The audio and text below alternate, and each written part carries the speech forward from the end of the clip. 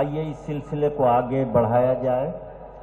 شاعری کے لیے، غزل کے لیے ضروری ہے علم بھی، تجربہ بھی، مشاہدہ بھی، اور زندگی اور زمانے کو غور سے دیکھنے کا شعور اور سلیقہ بھی۔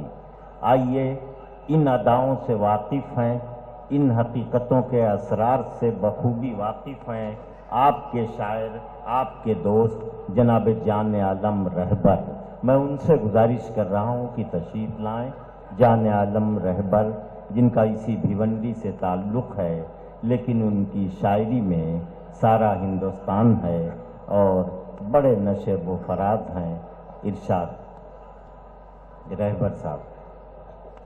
یہ ادب نواز سخن فہموں کا مجمع ہے۔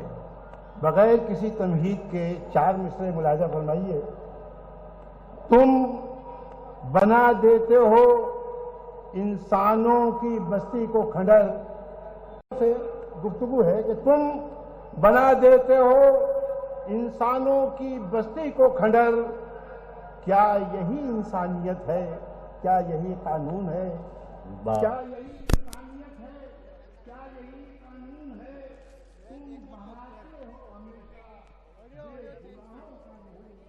تم بہاتے ہو ہمیشہ بے گناہوں کا لہو، کیا تمہارے جسم میں بد جانور کا خون ہے؟ کیا تمہارے جسم میں بد جانور کا خون ہے؟ غزل اپنا سماعت فرمائیے۔